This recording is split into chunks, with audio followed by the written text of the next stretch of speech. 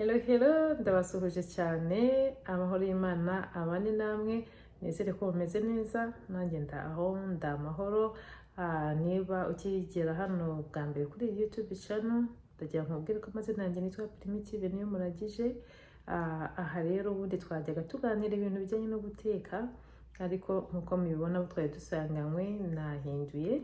Ubu tugiye kujya twungurana noneho ibitekerezo byiza ariko byubaka, bya bitekerezo bishobora gusubiza imbaraga mu muntu wari umaze gucika intege, wari umaze guheranwa, kumva ko ntacyo yakwishoboza, kumva ko ntacyo yakwigezaho. Ibyo byose rero turi hano kugira ngo tujye duterana ingabo mu bitugu, twibukiranye ko dushoboye, ko umuntu afite ubushobozi muri we, ko ushoboye, ko ibyo kanaka yakoze nawe wabikora, ko ibyo kanaka yagezeho nawe wabigeraho. Burya twese twavukanye amahirwe angana, ahubwo uburyo tugenda nitwe tugenda rimwe na rimwe tuyiyima cyangwa se tuyigabanyiriza, ariko ubundi twese burya twagera ku byiza twifuza. Rero niyo mpamvu nahinduye nkagera ntireka tujye tuganira n'abantu. Hari umuntu uri aho ngaho pe, uretse no kuvuga ngo iki, hari igihe uri aho ngaho ukumva ibintu byacitse byakurangiranye, bikaba ngombwa ko ukenera umuntu uza kukubwira ati haguruka ugende, haguruka ukore, urashoboye,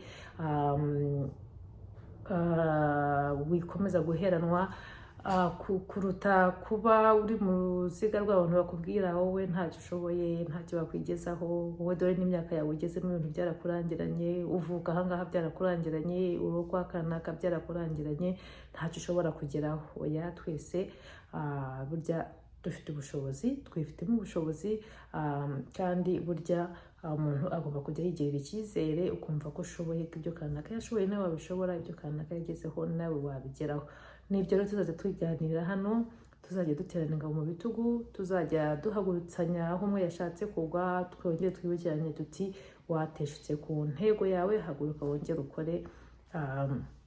Ni byinshi rero, ni byinshi ntabwo nabivuga aka kanya, gusa ko tuzagenda tuganira, tuzajya tugenda tubivugaho kandi twungurana ibitekerezo, utuntu tw'utubizinesi umuntu yakora, twamufasha twa buri munsi, byose hano ndahari ku bwanyu, nzajya ngenda mbibagezaho.